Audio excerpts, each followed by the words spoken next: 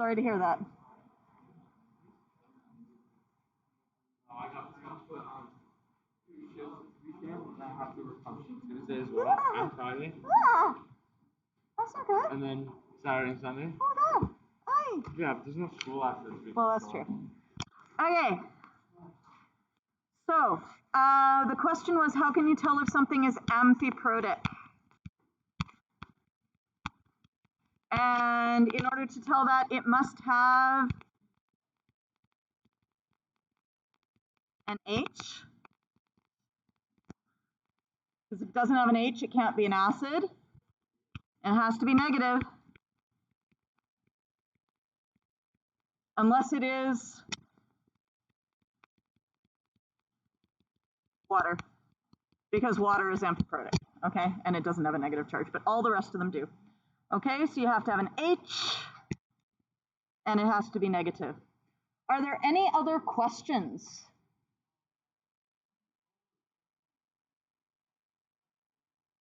(4.2a)?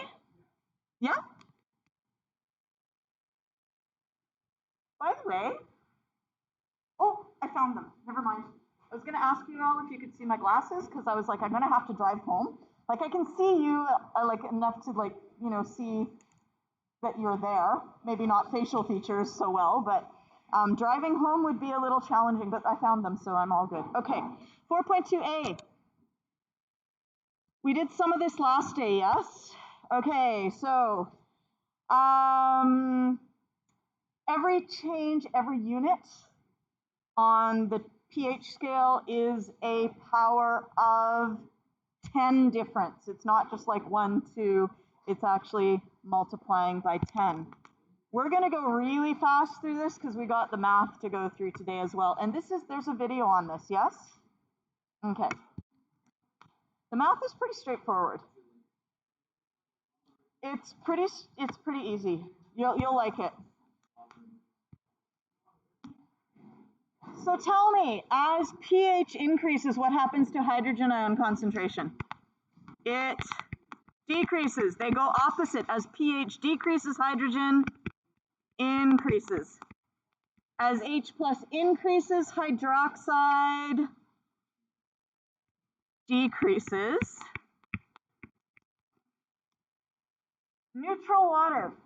Hydrogen and hydroxide are equal. Yes? If you add a little bit of acid and the hydrogen goes up, the hydroxide goes down. And we'll actually learn why today. It has to do with the KEQ for water. Okay? And as hydrogen decreases, the hydroxide increases. By the way, you know this is not on tomorrow's quiz, right?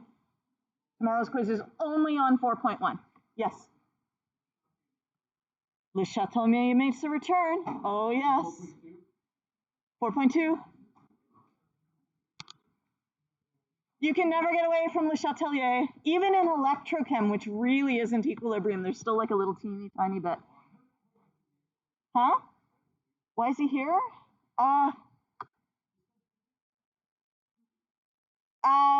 You can use Le Chatelier to explain the difference in voltage when you increase or decrease the concentration away from the standard concentration. Okay. Since pH is a logarithmic scale, if pH doubles, does the hydrogen double? No. For every change in a unit of pH, the pH changes by a factor of how much? 10. Okay. So if the pH of a solution is increased from 2 to 4, what has happened to the H+? Well, if we have pH 2, then hydrogen ion concentration equals 10 to the 2 molar, which is 0.01 molar. And this is actually something you're going to be using today, is that if pH is 2, hydrogen is 10 to the 2. If pH is 4, hydrogen ion concentration, oh, I'm sorry, that's not 2, it's -2. -2, -2. If hydrogen is 4, or sorry, if pH is 4, the hydrogen is 10 to the -4. Okay. Pardon me? Yeah, exactly, right? So it's 0.0001 molar. How much has this changed? First of all, has it increased or decreased? It has decreased, or, sorry, this shouldn't say pH, this should say hydrogen ion. That's what's messing me up. That should say hydrogen ion there. Hydrogen ion concentration has decreased by a factor of 1/100 times. Yes? Now one thing you'll notice is if you take 4 minus 2, you get 2, yes? 4 minus 2, you get 2. And then if you say, okay, well, 10 to the 2, all right, that's equal to 100, yes? And then you can say, well, if pH increases, then hydrogen has to decrease, and so it's going to decrease by a factor of 1/100. Yes? That's where the 100 comes in.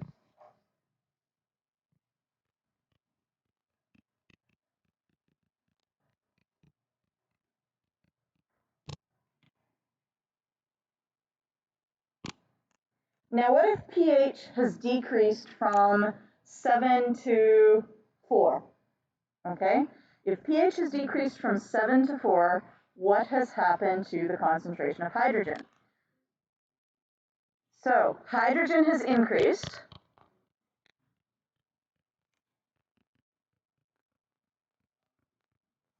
Yeah, because 7 minus 4 is 3.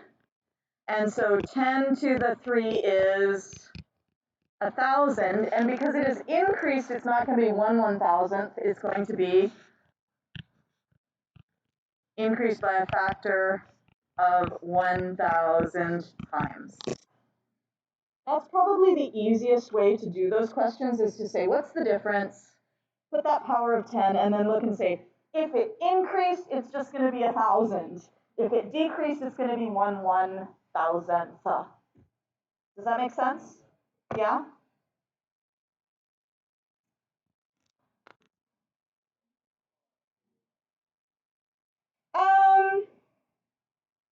You don't have to. You could say it's increased by 1,000 times, or it's decreased by 1/1000th times. Yeah? The reason I'm using this is that you'll see that language, and sometimes people are like, I don't know what that means. They're like, I don't know what it means when it says a factor of. You don't have to use it, but you should recognize that it just means you're telling what you're multiplying it by. Yeah?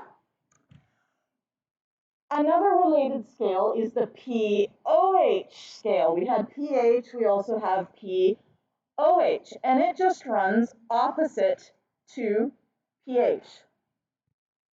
So when we have a solution that is very acidic, what do we know about the pH? The pH is high or low? If it's very acidic, the pH is low. The pOH is high. So it runs opposite. And then if we go to a very basic solution, our pOH is low. Just like when we were very acidic, our pH was low. When we're very basic, our pOH is low, and our pH is high. And of course, pH 7 is neutral. Neutral at 25 degrees Celsius. You're going to see that number a lot because guess what? Temperature can cause an equilibrium to shift, which will cause its K value to change, which will cause the ion concentrations to change. Yes? What? What level of chem? I don't know. I don't remember. I mean, Le Chatelier is kind of like, I mean, he's kind of there in the background, but you're not like specifically looking at his stuff, you know, after like first year. Yes? What does P stand for? We're going to do the math today. P stands for the power of 10.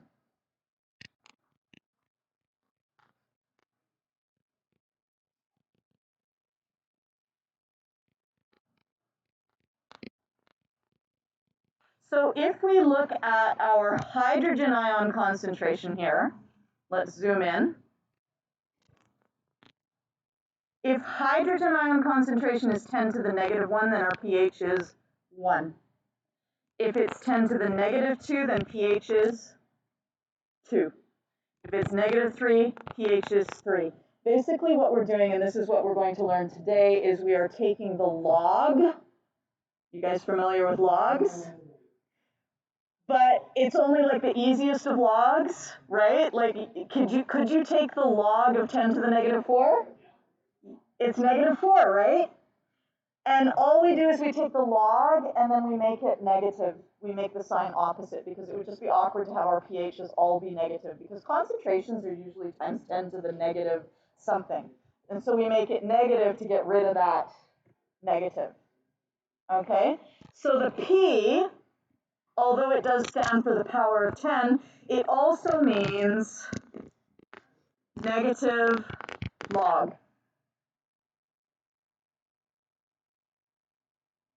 So you take the log and then you change its sign.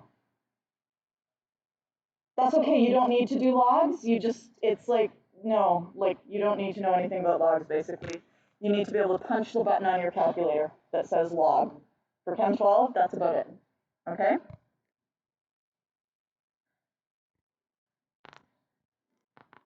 Let's take a quick look at this. At the same level of acidity / basicity, what is the sum of the pH and the pOH? So here we have our pH, here we have our pOH. What happens if I take 14 and add 0? I get 14. What happens if I take 13 and add 1? I get 14. What happens if I take 9 and add 5? I get 14. Guess what? At the same level of acidity, basicity, the sum of the pH and the pOH is always equal to 14.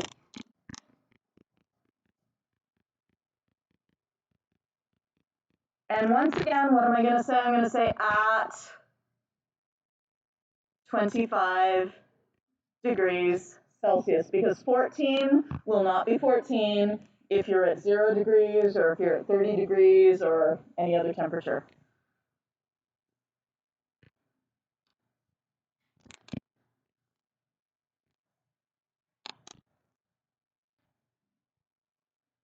Now, let's take a look at this.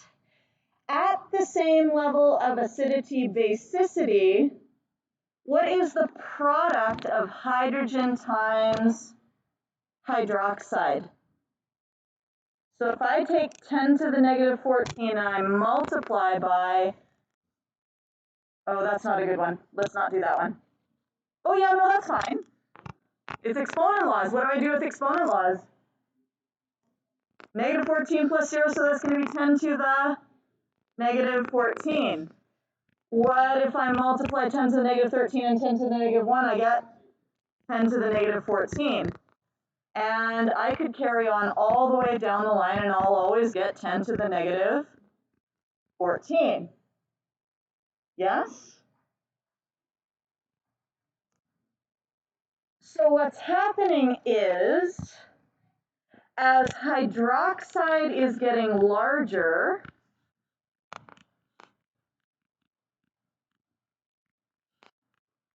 what's happening to hydrogen? Hydrogen is decreasing.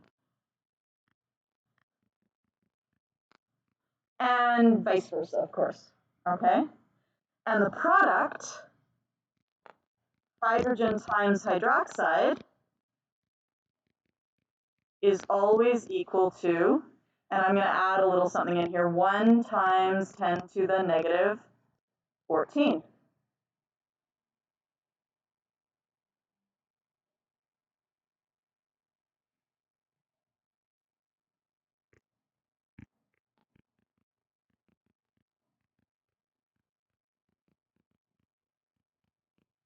Now, what if I said to you, auto ionization of water?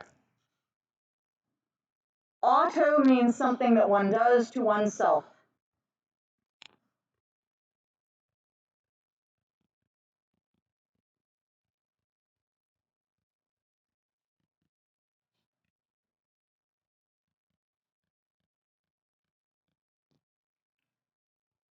Ionization obviously means making ions, forming ions, yes? So water on its own can ionize, yes? And what that would look like is we would take H2O, which is a liquid, and it can dissociate into H+, which is aqueous, and OH-, which is aqueous. Now, what if we were to write the KEQ for the autoionization of water? What would the KEQ expression be?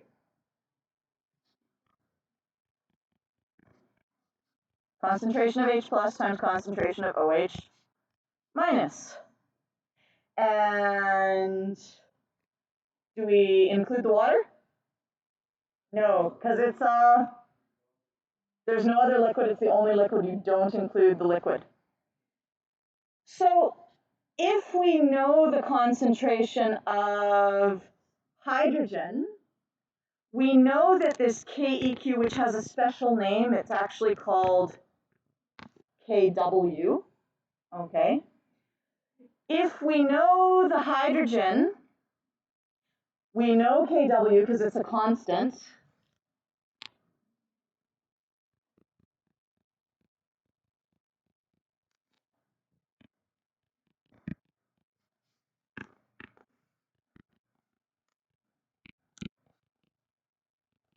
Could we calculate the hydroxide? Yeah.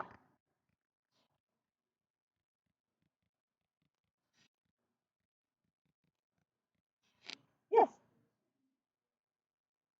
KSP is a solubility product, so it would be for a low solubility salt.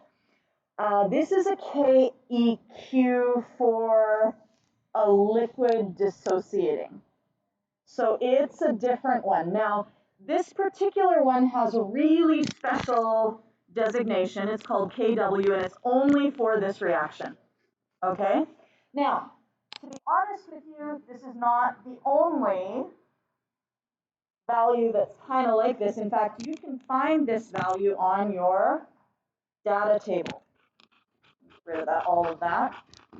Let's go look on our data table. Here's water, way down at the bottom, just near our strong bases. And what is water doing here? What process is this called? This is called the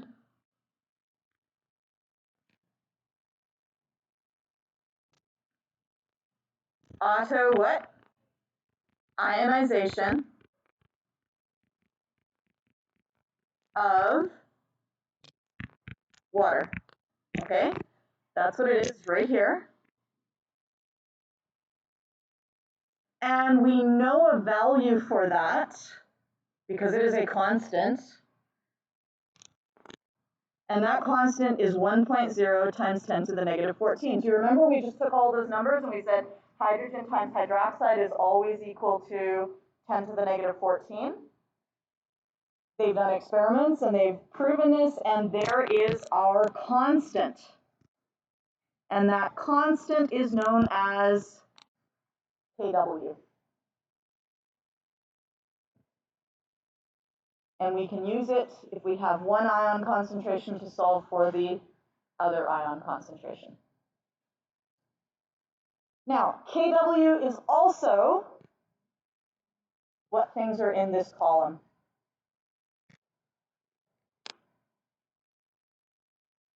Ka. It's also the Ka for water. It's also the acid constant for water. The acid constant for water just has its own special name, Kw. Okay?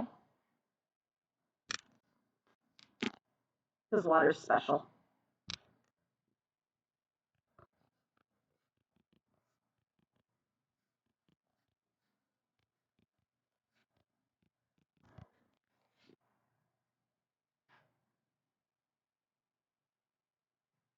Oakley dokley?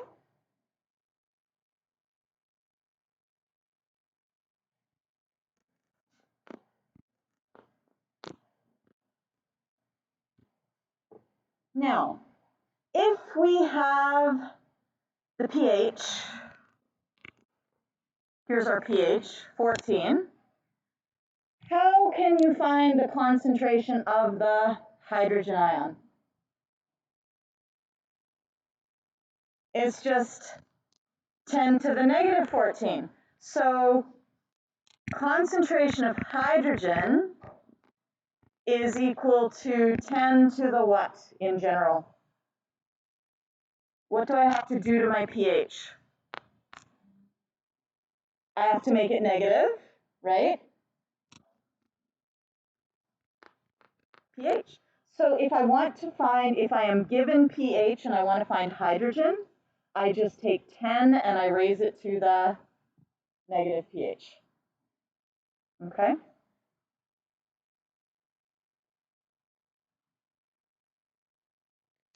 Now this next one's a little tricky. If I am given hydrogen, 10 to the negative 11, let's say,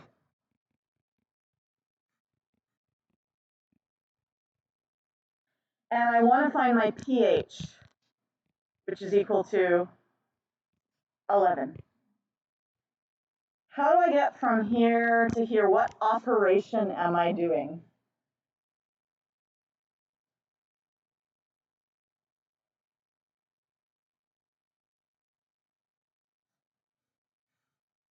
What if I took the log of 10 to the negative 11? What would that give me? Negative 11. Is that what I want? No, so what do I have to add to that log? I have to add a negative. Okay, so my pH is equal to the negative of the log of the concentration of the hydrogen ion.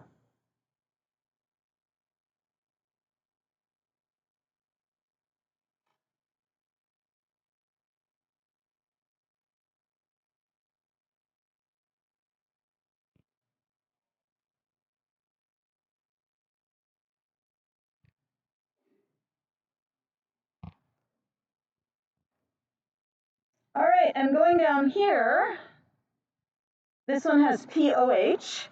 If I am given the pOH, let's pick 5. If my pOH is 5, how can I find the concentration of OH, which in this case is 10 to the negative 5? What would I have to do to my pOH?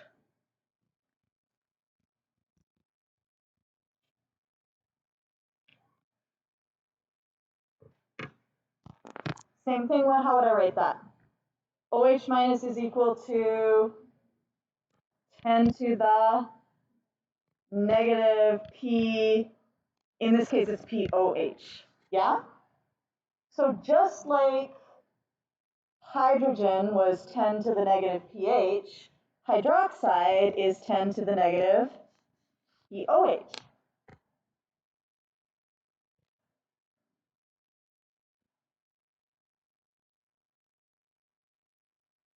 Now, if I'm given hydroxide, let's use, I don't know, 12, okay? So if I'm given hydroxide,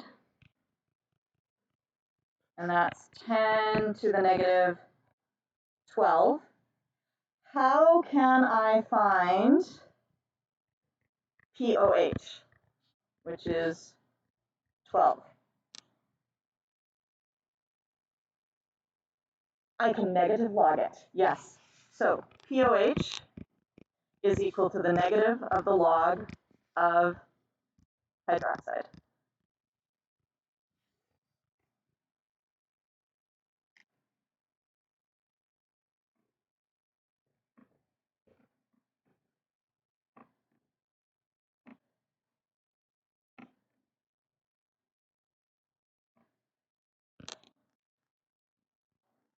Are we on exercises? This is just find the factor by which hydrogen ion changes, and you actually already did this. So do we feel like we need more examples of that? We're good, we can move on. Okay, last thing then, here is a practical application of the pH scale. This will also be on the quiz on Friday, okay? And that is that although pure water has a pH of 7, rain and stream water is not pH 7. It's actually pH 5.5 to 6.0. So that water must not be pure. It has to have something dissolved in it. And it's something that we are very familiar with these days. What's dissolved in the water? Carbon dioxide. And this has been around since forever. Okay, it's not like carbon dioxide is a new thing. There's more of it than there used to be, but it's always been around. And when CO2 reacts with water, you get H2CO3, which is carbonic acid.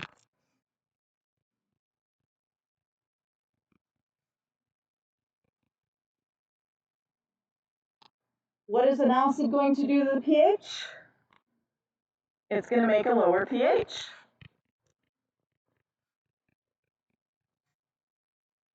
However, if we look at carbonic acid, and if we go to our data booklet and look it up, carbonic acid, here it is, here.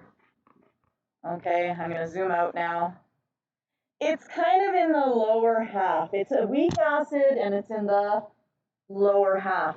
If that's the case, how acidic is it going to be? Not terribly acidic is the answer. Okay, it's a weak acid. It's not very concentrated either. So we have a lower pH, but because it is a weak acid, it makes the streams and the normal rain only mildly acidic.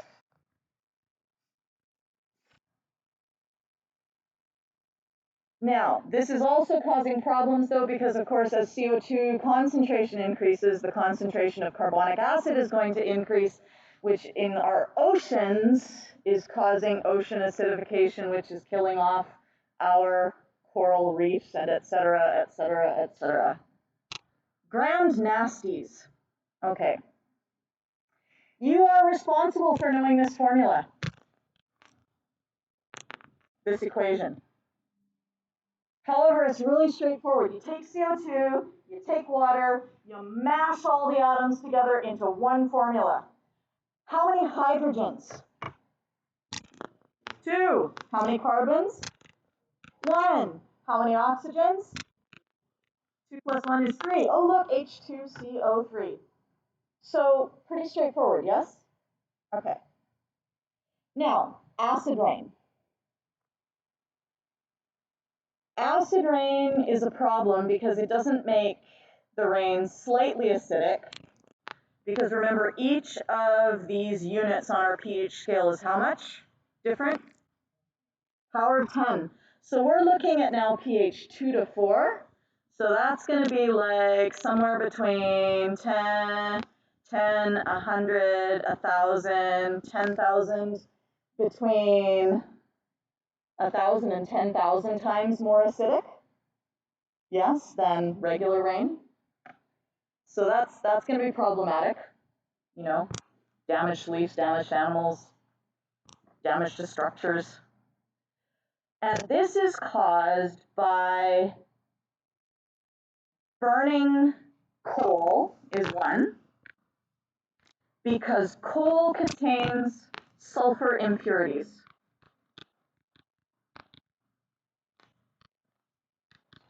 Yes.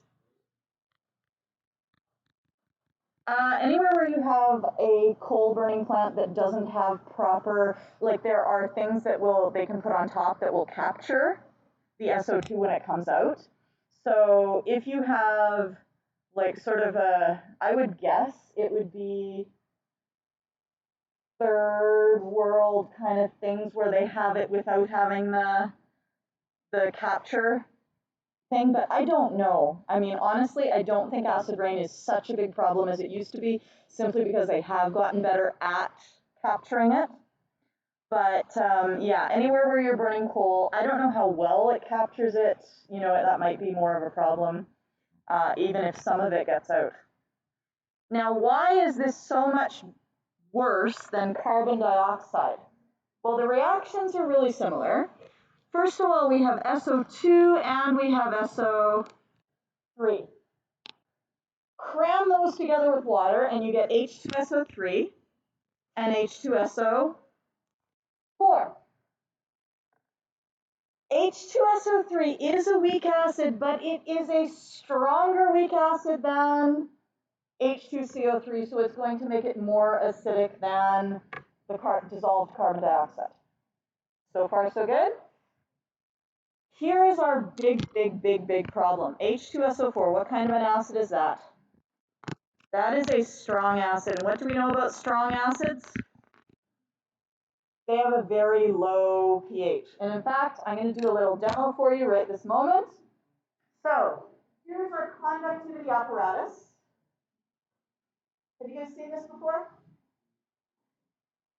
The light will light up more or less brightly depending on how conductive it is. Here is some pure water. How conductive is this going to be? Not really. Although a tiny bit of water ionizes. Do you remember what the constant was for that dissociation? It was 1 times 10 to the negative 14. But what that means is that your hydrogen and hydroxide ion concentrations are each going to be 10 to the negative 7, right? So that's tiny. So let's watch and see. Make sure this is turned on. There we go. Let's see. Woo! Nothing. I can jiggle it around and shake it and absolutely nothing happens. Now I'm going to take a weak acid. This is 1 molar. 1 molar, what's the concentration? 1 molar acetic acid. So this is like vinegar, okay? So this is a weak enough acid that I will put it on my, fish and chips. Yes? Ooh, we get some light. 1 molar.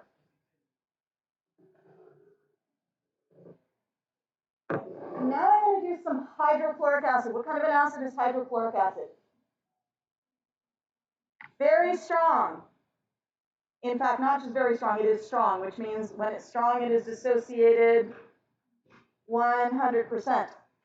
And this HCl is 0.1 molar. So what's its concentration like compared with the acetic acid? It's lower, right? Like it's 10 times lower. This is 1 molar, this is 0.1 molar.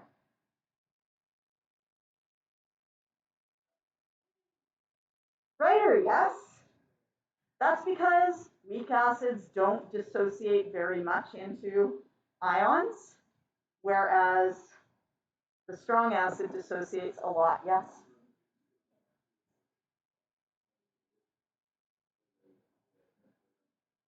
Well, it won't burn out the light bulb. And in fact, it's really hard to tell. Here's some 1 molar HCl.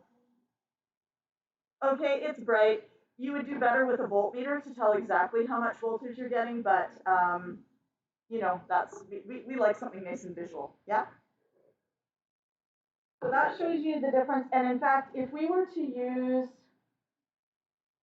here's 0.1 molar acetic acid. Okay, so this is same concentration as the original HCl that we used. I have to even shake it a little bit just to get it going. Yeah? So you can see it's very, very low conductivity because it's very non-dissociated. And I'm going to unplug this before I electrocute myself on it. Did that 1 year. Super exciting.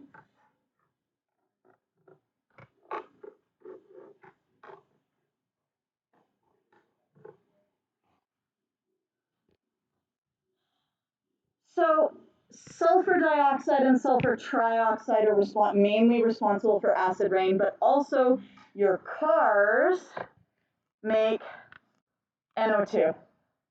Okay, so cars will make NO2. If it's a good car, it makes less NO2 because the catalytic converter takes out the NO2. And this one you're not really, I would say don't worry about this reaction. You should know the two above because they're pretty straightforward. This one is a little more complicated, but it makes HNO2 and it makes HNO3. And HNO3 again is a strong acid. Okay?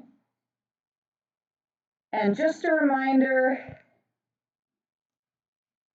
you should know that these are non-metal oxides, like CO2, SO2, SO3, NO2. When they react with water,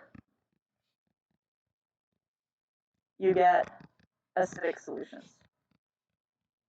In general, like any non-metal oxide, when it dissolves in water, you will get an acidic solution.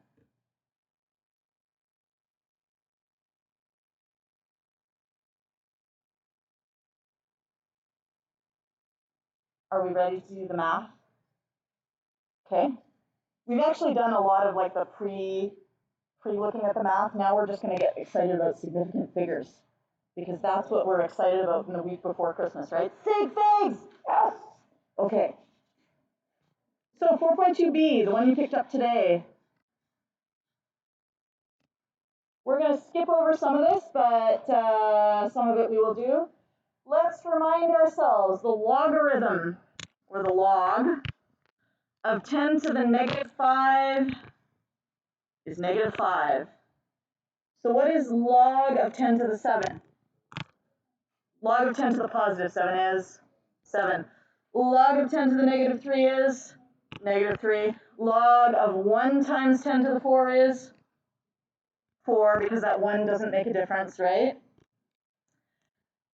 Now, the problem arises for us, and it becomes more complicated when you're multiplying the power of 10 by something other than 1. And this is where you need to use your calculator. Pardon me? Negative 0.5? What? 25. Negative 25? 5 times 10 to the negative 5, the log? Are you just coming up making that up? What? Put it in your calculator. I can't do it in my head. Toss it in your calculator. 5 times 10 to the negative 5. And then take the log of it. Negative 4.3. Okay? So you cannot do these in your head. You will use your calculator. Back in the olden days when I went to school, there were actually log tables. You had to go look them up in the back of your textbook. But you don't have to do that because your calculator does it. In fact, my calculator did it too, but sometimes they would make us use log tables. Anywho, the reason for this is that the number 5 times 10 to the negative 5 can actually be written as 1 times 10 to the negative 4.3, which is a weird way of writing it, And that's just some esoteric mathematical whatsy-woo that we're not worried about. Okay? You just need to be able to punch it in your calculator.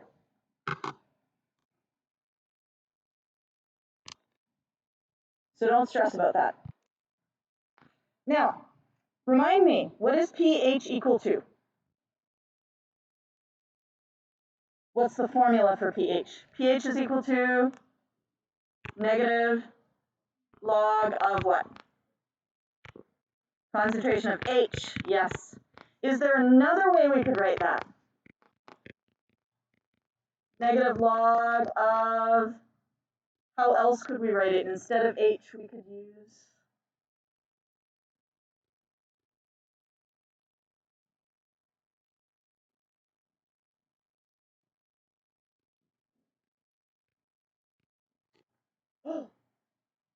because remember H plus and H3O plus are really the same thing.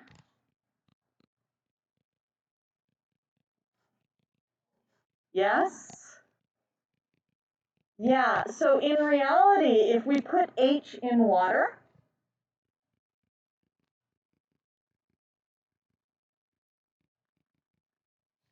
it attaches to water.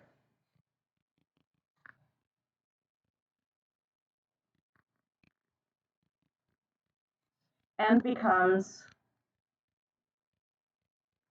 H3O plus. So we can actually use those interchangeably.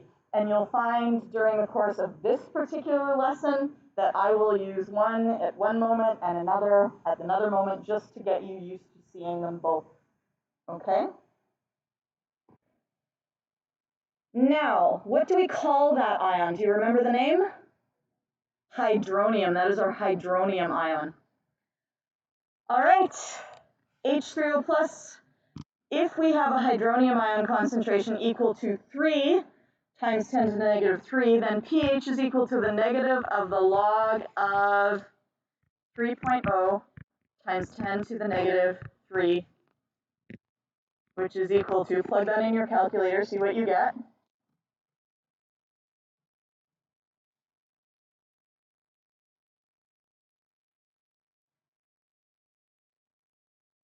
You should get 2.5, and I'm going to give a few more digits, 229, okay? Now, when it comes to significant figures,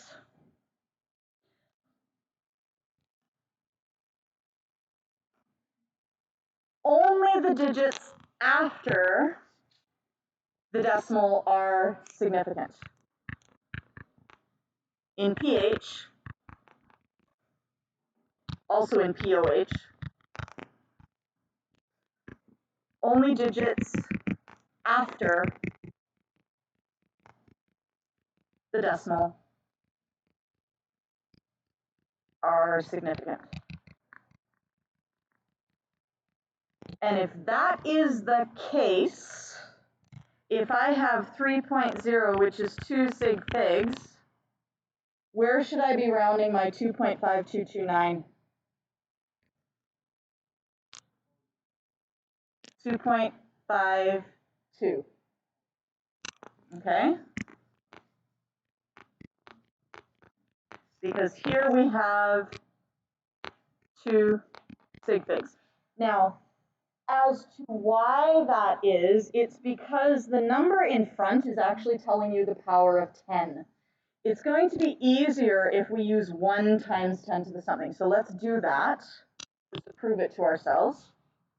So if I take the negative of the log of 1.0 times 10 to the negative 3, should be able to do that one in your head.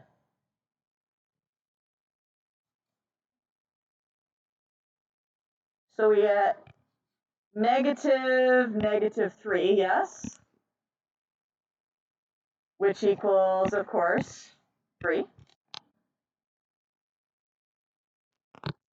Where did this negative 3 come from?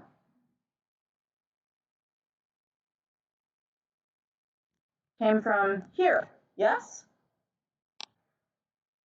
Do we include this number in our sig figs? This is not a sig fig, right? Because we don't count the exponents. That's just like crazy talk. Yeah? So that means that this 3, which came from there, is also not a sig fig, which means that this 3 is not a sig fig. So in order to get our 2 sig figs that we need, 0.00. Yeah? And that's why it's less obvious when you have something that's not 1, because the number in front of the decimal doesn't always exactly match. It's going to be close. So you can see we had 3 times 10 to the negative 3 gave us a 2.52 rather than a 3.52, but it's going to be a number that's very close to that 3, okay? So that's the first little bit there about sig figs. And that's the first tricky thing about pH.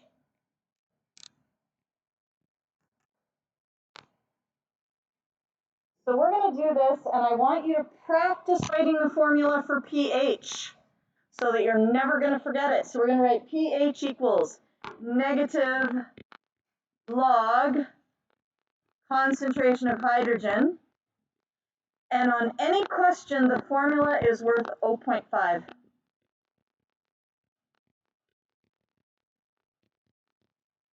Yes, if you don't write that, you lose 0.5. Don't lose that. So you're going to write that, and then you're going to plug in the number, negative log 5.4 times 10 to the negative 12.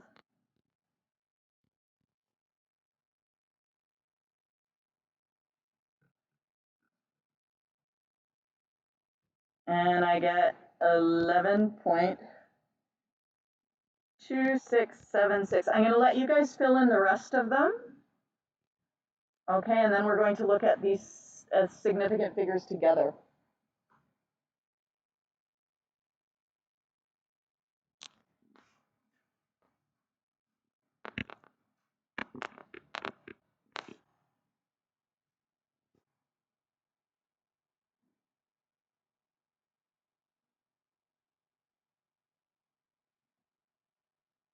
By the way, I don't know why I put these boxes here. They're just like, they're too small.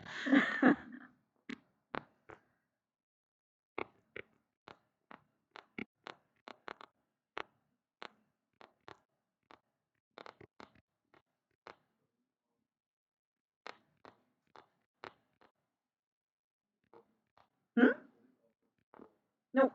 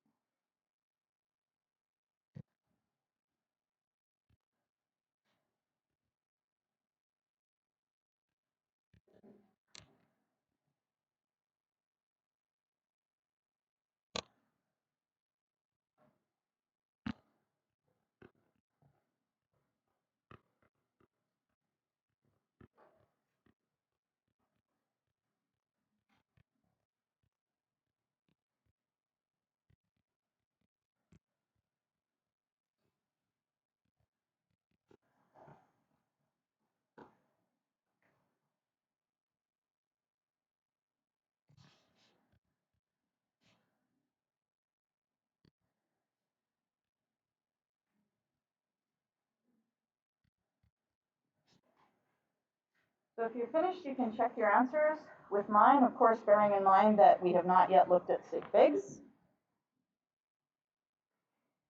So in our first answer, how many sig figs should we have? 2, which means that our answer should be rounded to 2 decimal places, yes? Because significant figures in pH are only after the decimal, which means this is going to become 11.27. Okay?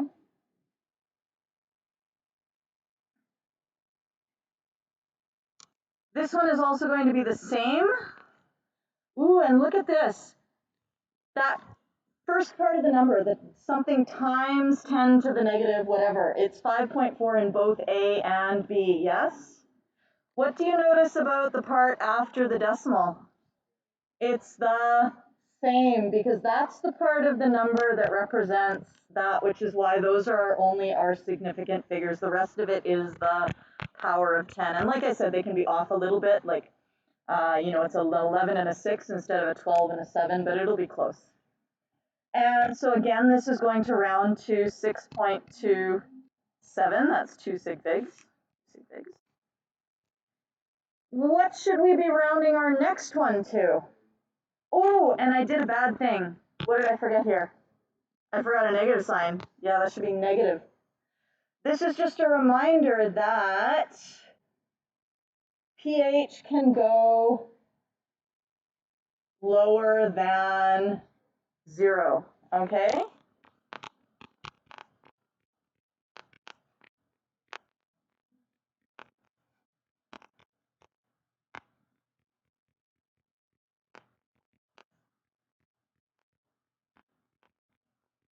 pH can go below 0 if the concentration of hydrogen is very high. It's very, very acidic, yes. And 15 molar, that's like the concentrated acid that we get from the supply store. You can't get it more concentrated than that. It doesn't come any more concentrated than that. And then we dilute it to concentrations that we can work with in the lab. Okay. So how many sig figs should we round this to? 3 sig figs, which means it's going to be negative 1 point what? 176, because that's 3 sig figs there. H3O plus, oh, we're back to 2 sig figs, so that's going to round to 16.72. And again, the pH can go above 14.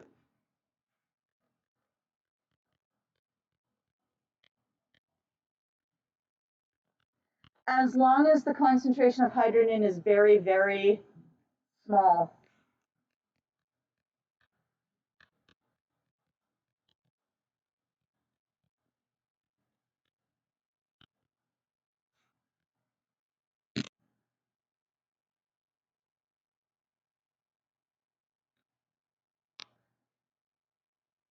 Now, we did this earlier today. Do you remember the auto-ionization of water?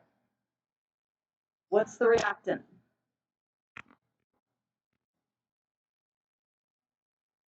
Just water. Yes? If we're doing it the shorthand way, like the simplified way, it's just water. What does it break down into? H plus and OH minus.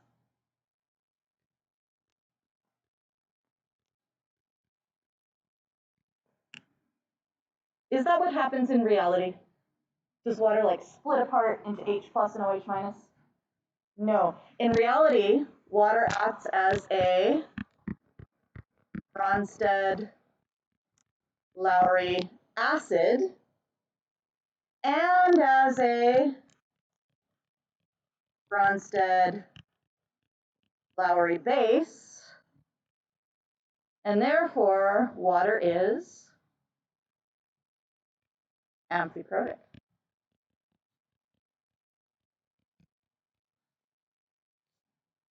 So in reality, and I'm going to have to write my letters skinny because I made this stupid box small. Oh, it's left with me in my silly little boxes. That's okay. H2O. So in reality, we have water reacting with another water molecule. One of them is going to give a hydrogen to the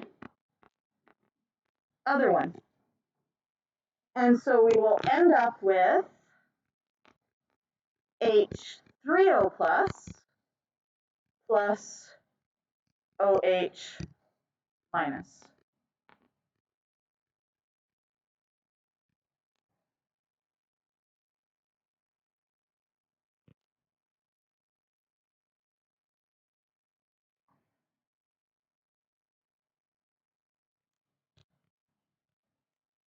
Now, we did this earlier today, so I'm not going to belabor the point, but could you write the formula for Kw in two different ways?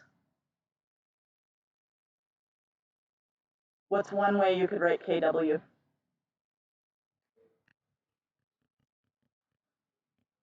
Concentration of OH.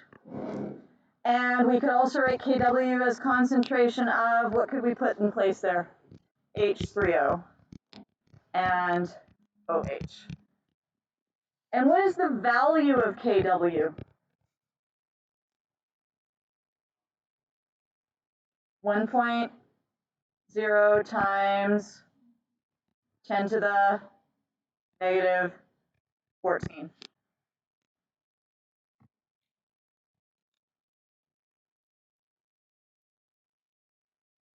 So we're just going to do a very quick example of how you can use this to calculate hydroxide given hydrogen.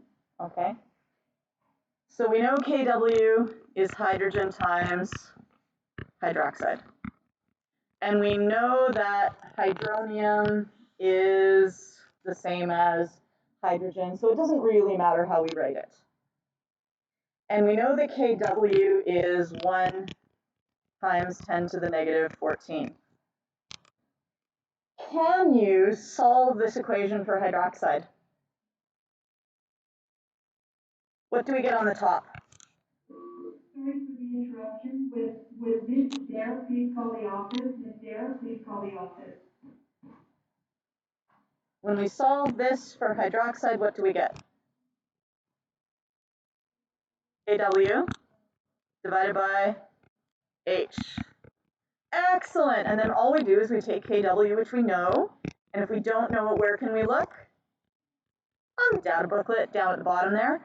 And then we plug in hydrogen, 3.0 times 10 to the minus 3.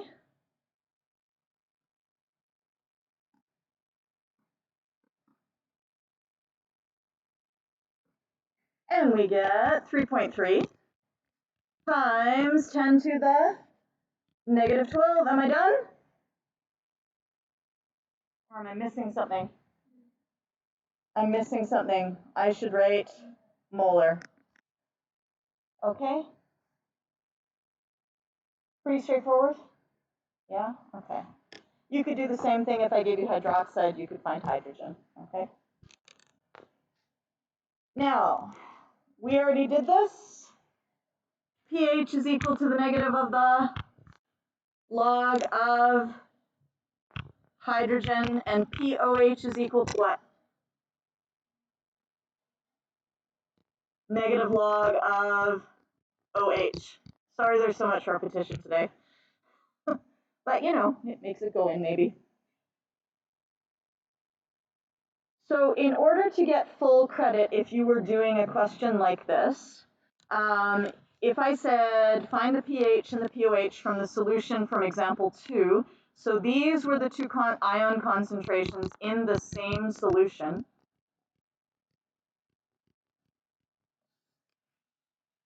So we would write down pH equals negative log of hydrogen equals the negative log of 3.0 times 10 to the negative 3, which is, I think that's 2.52, isn't it? Yeah, 2.52. pOH, you would want to write negative log of OH. Do you get full credit if you don't write that line? No, so you want to write that line. Equals negative log of 3.3 times 10 to the negative 12, which gives us 11.48.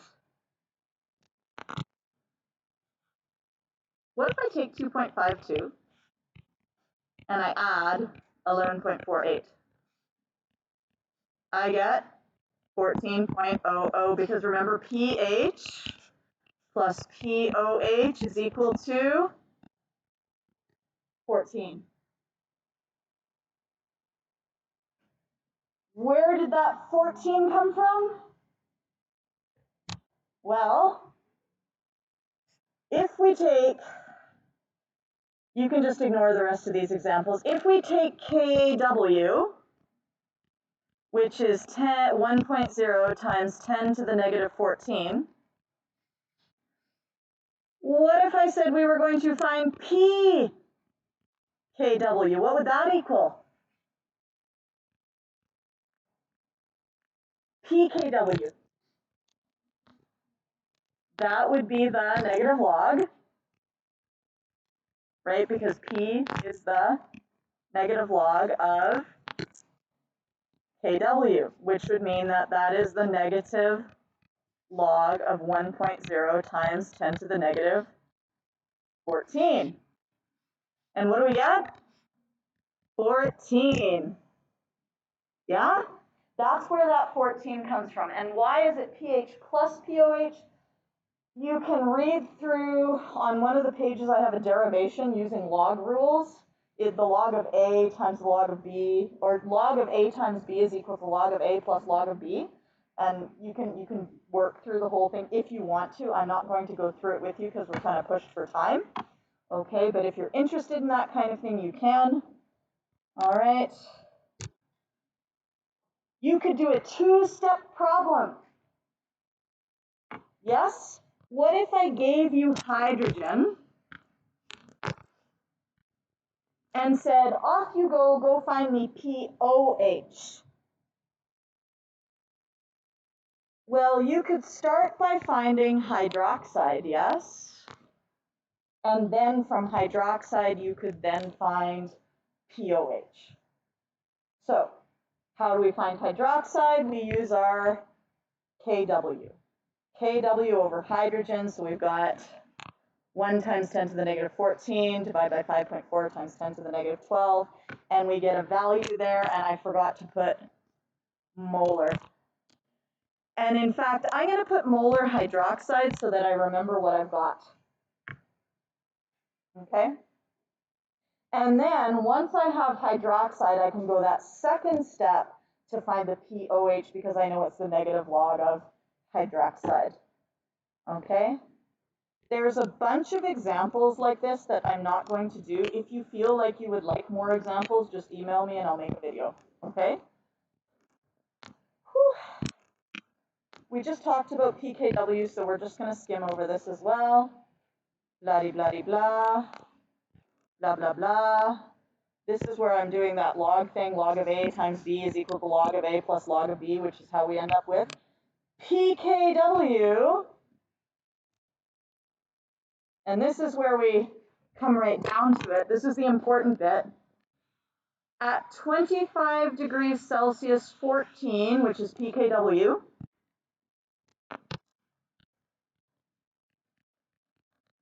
is equal to the pH plus the pOH. Have you found that page? It's like a couple pages on, somewhere in the middle.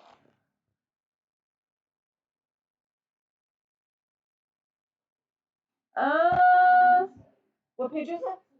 77, page 77. Now, this is only true at 25 degrees Celsius.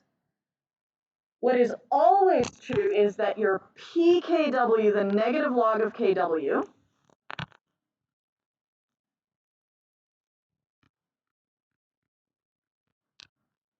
is equal to the pH plus the pOH. It's just that that value will be different at different temperatures. Okay? pKw will change depending on the temperature, and that has to do with our favorite man, Yes, the Chatelier. Sorry. Now, we are almost done. We have 5 minutes left. Can we do this? We can do this, right? Yeah, we can. Okay, look. This table is from Hebden, and look, it makes a lovely summary for you. And in fact, I'm just gonna skip ahead, blah, because we already learned this today, right? Hydrogen is equal to 10 to the negative pH. So we're just gonna skip on past that. We're gonna assume that you can plug that into your calculator. If you have troubles with that, we can deal with that tomorrow, okay? The actual calculation part. But the punchline of all of this is on that last page. This chart you should be writing out every day between now and Friday so that you can just use it. Yes? Because if you want to go back and forth between hydrogen and hydroxide, you use Kw. If you want to go back and forth between pH and pOH, you use pKw, which is 14. If you want to change hydrogen into pH, you use the negative log of H. If you want to change hydroxide into pOH, you use negative log of OH. And if you want to go the other way, hydrogen is equal to 10 to the negative pH and hydroxide is equal to 10 to the negative pOH. And if you wanted to change from hydrogen to pOH, you could either go pH, pOH, or you could go hydroxide pOH. Yes, either way is fine. Okay, it doesn't matter, whatever you prefer. So yeah, going diagonally, you just have to take 2 steps. And that is enough for today. We'll look at it a little bit more after tomorrow. Your homework tonight is to study for your quiz. If you haven't done 4.1i, that wouldn't be a bad place to start. Yes.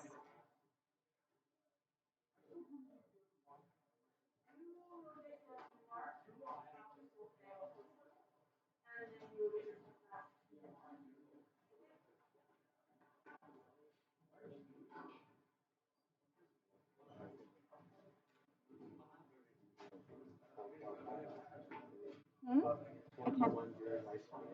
Sure. I want to do 4.2 after. Okay. Yeah. Do it. Yep.